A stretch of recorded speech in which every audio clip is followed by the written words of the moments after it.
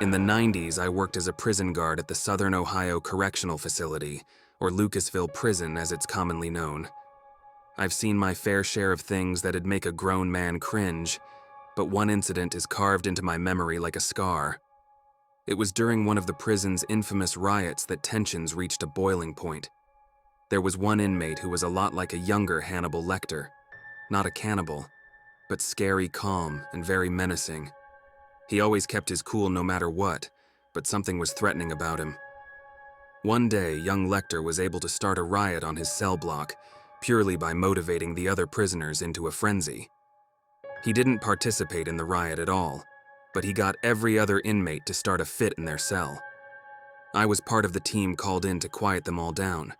When I got there, every prisoner was screaming and throwing themselves against the walls of their cells and shouting profanity and insults at us. It was like a war zone. That is every prisoner except this Lecter guy. He was the only quiet one on the whole block. He was in his cell, standing at the back, hands folded as if he were in a church rather than a prison. He looked me directly in the eyes, unblinking, and he began to mutter a seemingly random sequence of numbers with a strange smile on his face. I stood there, trying to figure out what the numbers meant when it finally hit me. The guy was reciting my home phone number over and over. 10 years later, I've left my prison guard job and was living in Maryland. I get a call on my home phone late one night. I answered, and all I hear is a sequence of numbers. My old home phone number. It was him, that prisoner from Lucasville. He then laughed and hung up. I wish I could say that was the last time I'd heard from him. But I can't.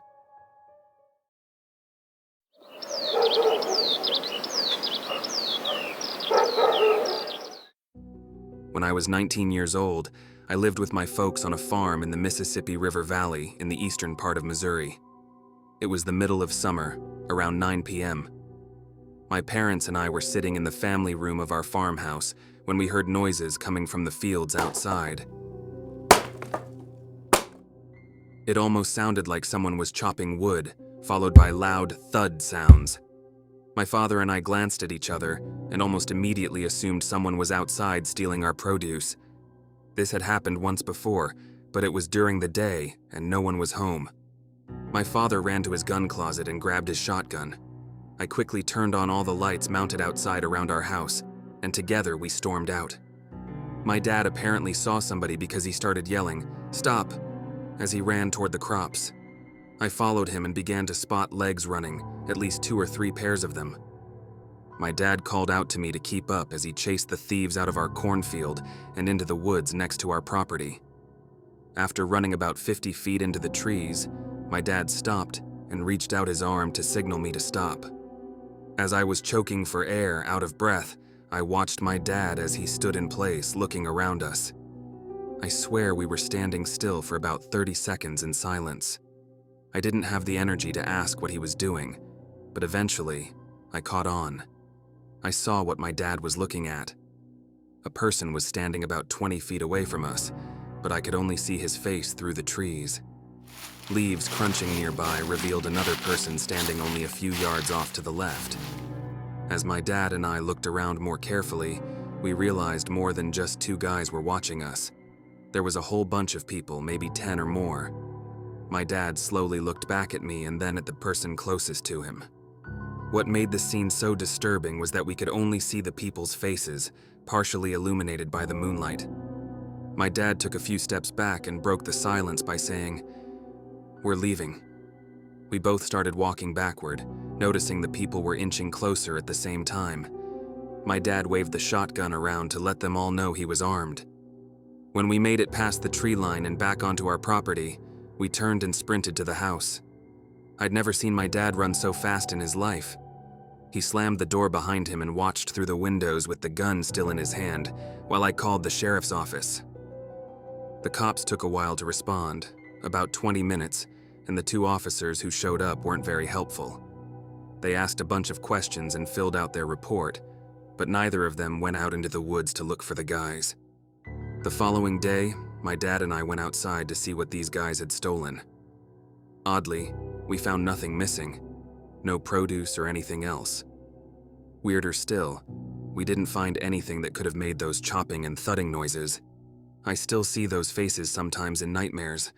I live with never knowing who or what those people wanted.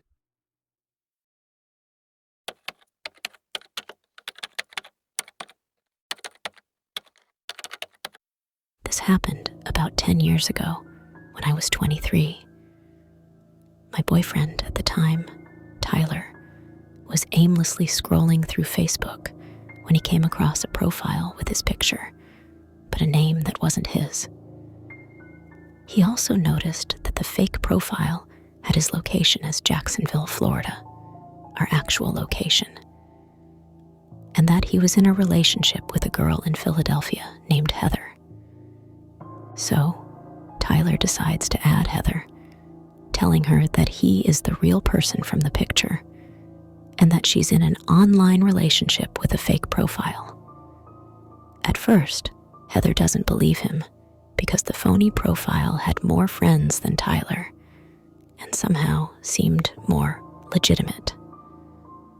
He then offers to have a video chat with her to prove it. They get on Skype with each other, and she is shocked to find out she is being catfished by this fake profile.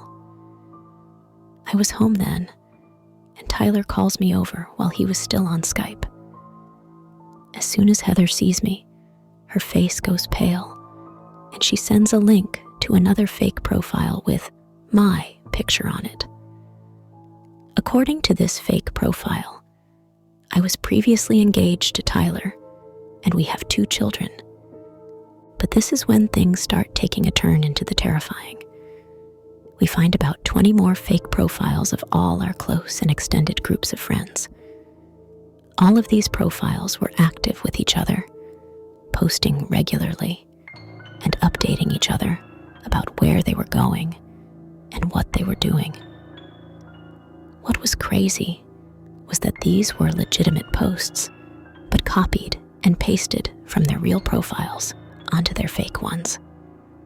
It was like some alternate universe comprised entirely of a fake community of all our friends. We thought this was really weird, but the most frightening part was that they knew exactly where we were at all times, even if we hadn't posted about it. For example, one day, Tyler and I went down to Disney World. We hadn't posted about it or told anyone we were going, and there on our fake profiles was a status saying how much fun we were having, tagged at Disney World. That was just one example of the several creepy status posts about our location. It was then that we realized that whoever this person was, they were following us. This continued for weeks. We tried calling the police, but predictably, they couldn't do anything. We tried unsuccessfully contacting Facebook and getting the profiles deleted, but that was going nowhere. We started getting scared and tried to figure out who this person was. They seemed to be friends with most of our circle on Facebook because many of us had our status set to private, yet they knew everything about us. Despite all our trying, we couldn't figure out who was doing this.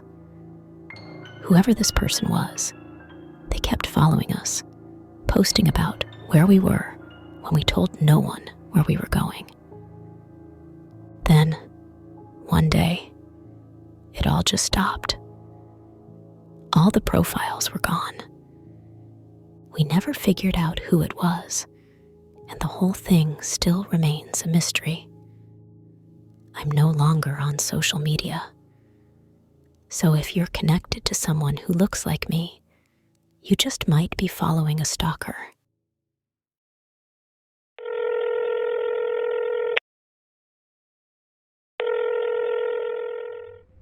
It started out normal enough. I get a random phone call asking for some girl named Penny. I told them they had the wrong number and hung up. Then, over the next few months, I would get these calls asking for Penny about once or twice a week, all coming from different numbers and from different sounding people. Sometimes these calls came in at all hours of the night. One day I get a call and like usual, I said I didn't know Penny. But after they hung up, I hit the redial. We're sorry. I get one of those automatic responses that the number does not exist. I then go through my call history trying to redial some of the other numbers that had called me, but all I kept getting was the same recording. From then on, every time I would get these calls, I would redial the number and still, I kept getting a machine telling me there's no such number. I Googled the numbers, but all I learned was that these calls were coming from various states around the Midwest. Increasingly frustrated, the next time I got a call asking for Penny, I said, "Certainly, she's right here." The person on the other end said, "No, she isn't." and hung up.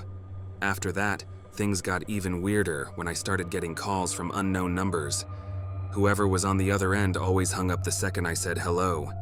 Sometimes when I would answer, I wouldn't say anything at all, but I could hear someone on the other end just listening.